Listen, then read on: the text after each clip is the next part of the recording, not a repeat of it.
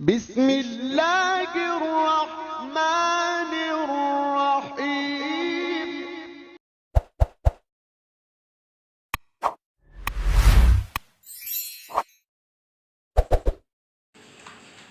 अस्सलाम वालेकुम, I am Waheed Akhtar and you are watching my YouTube channel.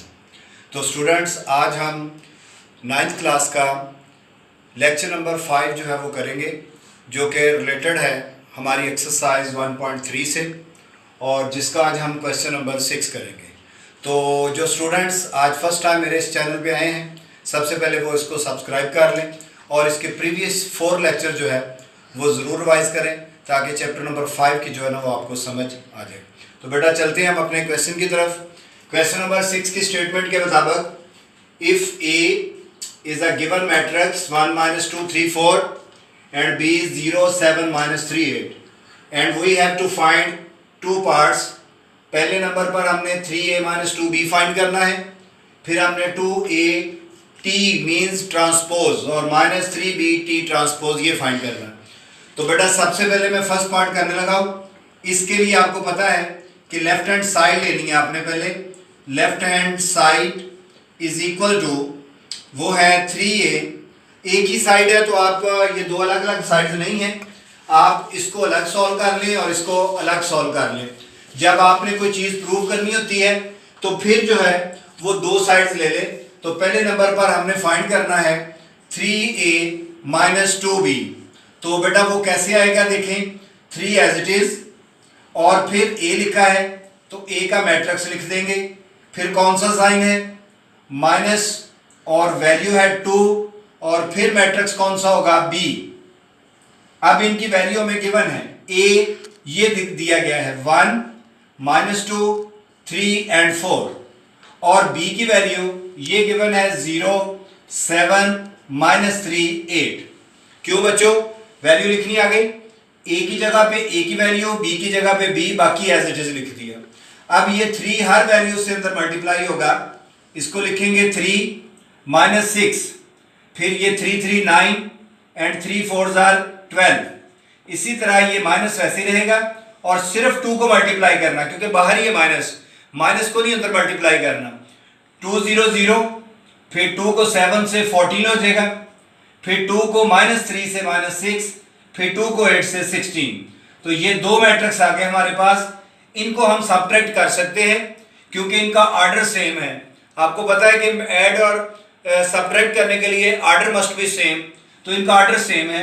अब आप इनको ऐड करेंगे या सब्ट्रैक्ट करें तो ये आ जाएगा 3, उसके सामने उसके कॉरस्पॉन्डिंग जो वैल्यू है वो 0 है, तो बनेगा 3 - 0, फिर है -6, उसके कॉरस्पॉन्डिंग यानी बिल्कुल उसी पोजीशन पे जो वैल्यू है वो है 14, उसमें से माइनस कर देंगे।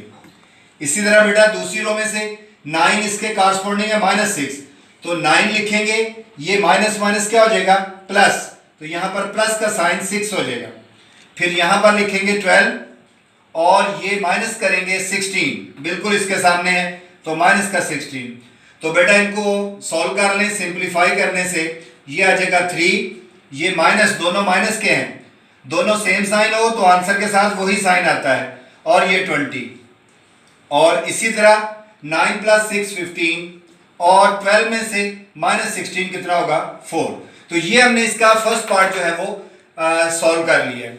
अब इसी तरह हम इसका सेकंड पार्ट जो है वो सॉल्व करते हैं, और ये नहीं बताना कि दोनों का आंसर इक्वल आएगा, ये अलग है और ये अलग है, इन दोनों को अलग अलग रखेंगे हम।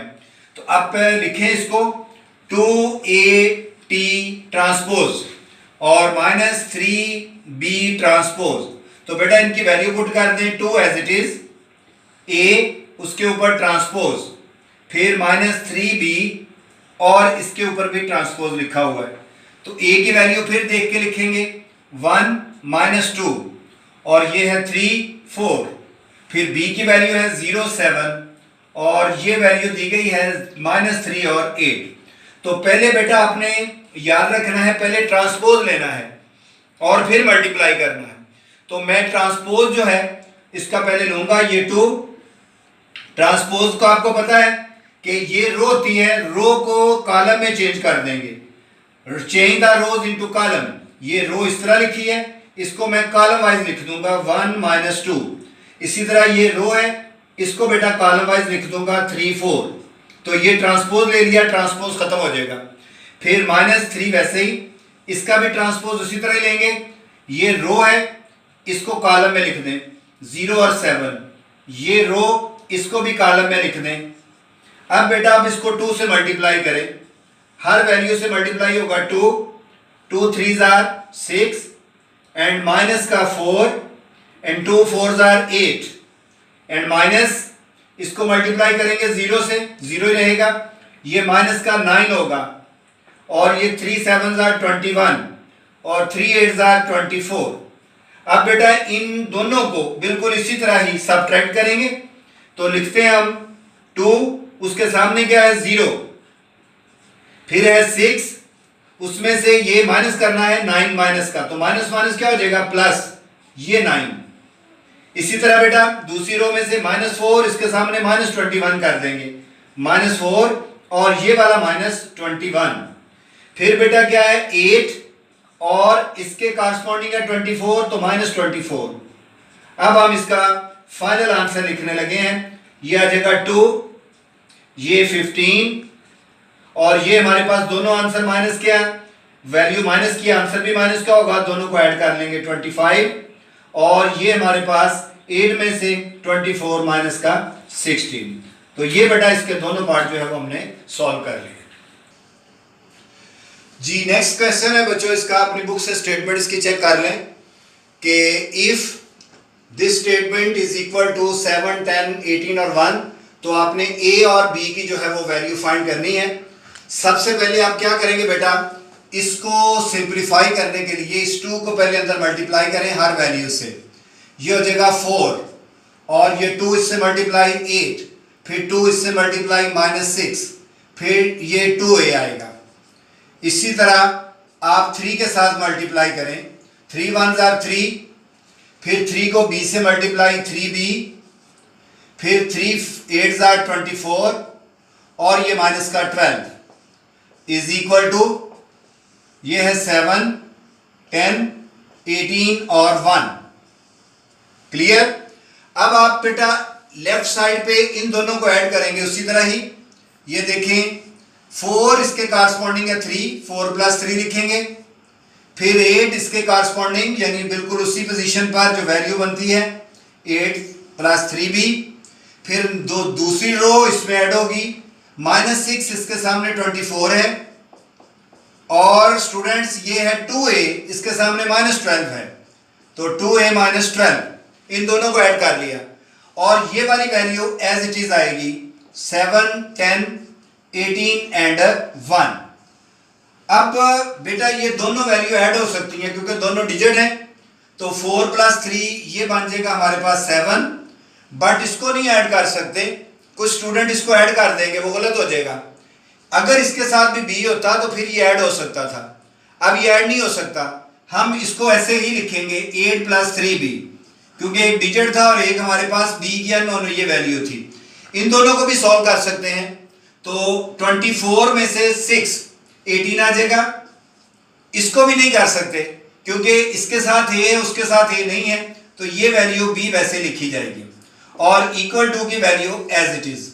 अब हमने पढ़ा था कि दो मैट्रिक्स इक्वल का मतलब है कि उनसे उनके कॉरस्पॉन्डिंग वैल्यू को आप इक्वल रख सकते हैं। अगर वो इक्वल ना हो तो देखें 7 इसके कॉरस्पॉन्डिंग 7 ही है, तो वो दोनों इक्वल हैं। जो इक्वल होंगे उनको छोड़ देंगे हम, ये वैल्यू इक्वल है इनको छोड़ देंगे।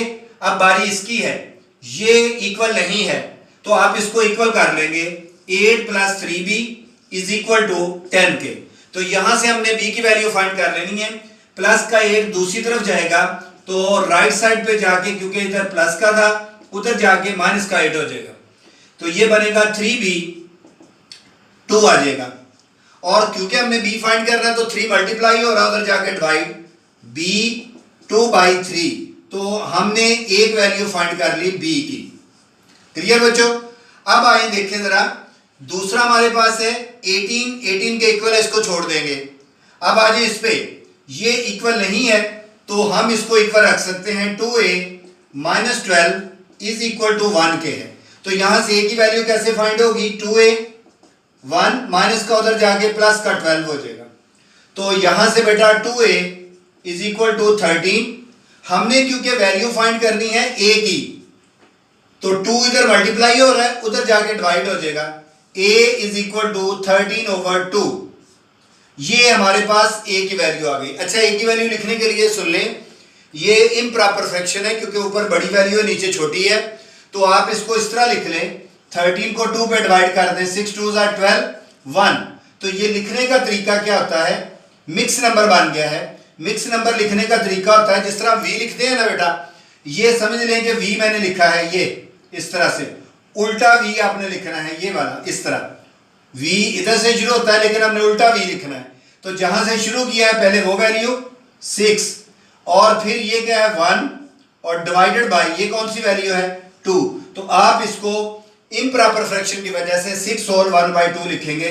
तो ये हमारे पास a का आंसर आ गया, और यही हमने फाइंड करना था a और b की वैल्यू। क्वेश्चन नंबर 8, स्टूडेंट्स अपनी बुक से देख लें। क्वेश्चन नंबर 8 के 6 पार्ट जो है वो हमने वेरीफाई करने हैं। तो a और b आपको गिवन है। फर्स्ट पार्ट मैंने इसका लिखा है, लेफ्ट और राइट साइड की वजह से मैं लेफ्ट को अलग सॉल्व करूंगा और राइट को अलग सॉल्व करके ये वेरीफाई करूंगा कि इन दोनों का आंसर इक्वल है। 6 पार्ट है इसके, अपनी बुक से देख लें। फर्स्ट मैं लिखने लगा उसका पार्ट, इसमें लेफ्ट हैंड साइड लिखते हैं हम। लेफ्ट हैंड साइड की वैल्यू है a प्लस b का ट्रांसपोज। तो बच्चों सबसे पहले आप ब्रैकेट वैसे लिखेंगे, ये ट्रांसपोज भी वैसे लिखेंगे, और इसके अंदर a और b की वैल्यू जो है वो आपने लिखनी है, a और b। a की वैल्यू है 1 2, 0 और 1। यहाँ पर जो बच्चे गलती करते हैं वो ये है कि इसका ट्रांसपोज ले लेते हैं। नो बेटा, सबसे पहले आपने इनको ऐड करना है, जो आंसर आएगा उसका ट्रांसपोज लेंगे। तो इन दोनों को ऐड करें, ये ब्रैकेट वैसे ही होगी और इसके ऊपर ट्रांसपोज, एडिशन उसी तरह ही करेंगे हम। 1 इसके कारस्पॉन्डिंग 1 है तो 1 + 1, फिर ये क्या है 2 और इसके कारस्पॉन्डिंग है 1, और इसी तरह 0 इसके कारस्पॉन्डिंग है 2, फिर है 1 इसके कारस्पॉन्डिंग है 0। तो इसका आंसर जो आएगा वो है 2 3 2 एंड 1, और ट्रांसपोज एज इट इज। अब ट्रांसपोज लेंगे हम। ट्रांसपोज में आपको पता है डेफिनेशन मैंने लिखवाई हुई है आपको, प्रीवियस लेक्चर जो है वो जरूर रिवाइज करें। रो को कॉलम में बदल देंगे, change the rose into column 2 and 3। ये भी change the rose into column 2 and 1। ये हमारे पास लेफ्ट हैंड साइड आ गई। अब आपने बेटा राइट हैंड साइड फाइंड करनी है। मैं इस साइड पे कर देता हूं, जरूरी नहीं है कि इसके पैरेलल आपने भी करनी है, आप पेज के नीचे से स्टार्ट कर सकते हैं। तो मैं राइट हैंड साइड लेता हूं। राइट हैंड साइड में है a प्लस b, और ये राइट हैंड साइड में अलग अलग ट्रांसपोज है। तो लिखें बेटा, पहले a इसके ऊपर ट्रांसपोज प्लस b ये ट्रांसपोज। तो अब पहले ट्रांसपोज लेना है फिर ऐड करना है इसको। तो a लिखेंगे 1 2 0 and 1, और b की value 1 1 and 2 0। Transpose change the row, ये रो है, इसको कॉलम इस तरह लिखेंगे 1 and 0, फिर ये रो कॉलम इस तरह लिखेंगे 0 and 1, change the rose into column. अब ट्रांसपोज ले लिया तो ट्रांसपोज t हटा देंगे, इसका ट्रांसपोज लेंगे change the rose into column. ये रो थी, इसका हमने कॉलम बना दिया, ये रो है, इसका कॉलम बना देंगे 2 और 0।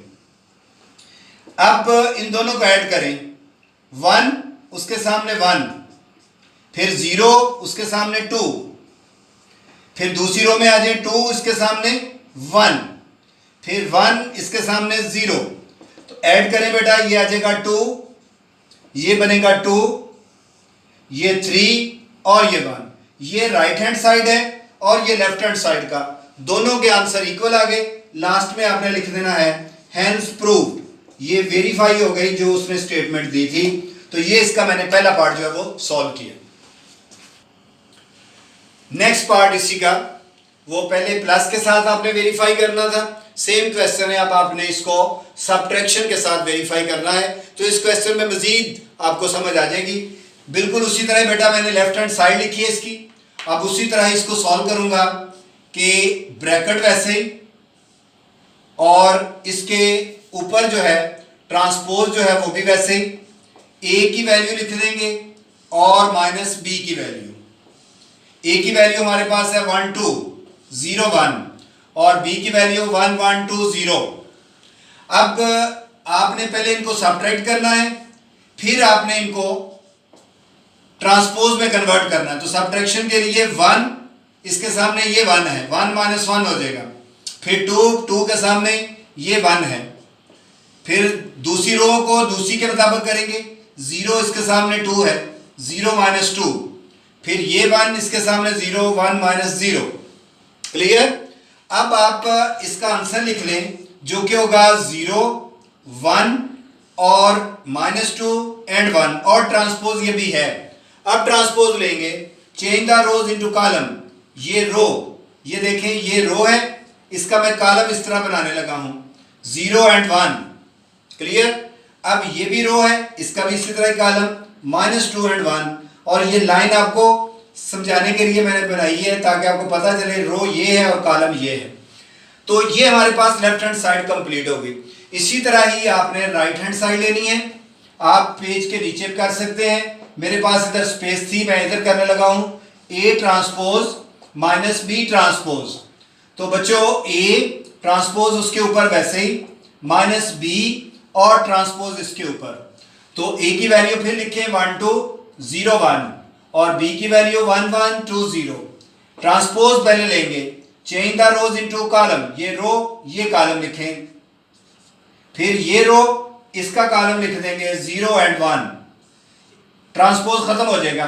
माइनस इसी तरह ये रो है, इसको कॉलम में कन्वर्ट कर दें, ये रो इसको कॉलम में कन्वर्ट कर दें, इसको बोलते हैं ट्रांसपोज लेना। अब इन दोनों को सेपरेट करेंगे बिल्कुल उसी तरह, 1 उसके कॉरस्पॉन्डिंग 1 है, ये 0 उसके कॉरस्पॉन्डिंग 2, ये माइनस हो जाएगा।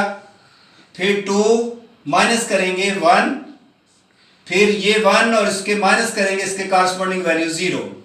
तो ये आएगा 1 -1 0, ये -2, ये 1 और ये 1। ये हमारे पास राइट हैंड साइड का आंसर, ये लेफ्ट का, और दोनों आंसर इक्वल है।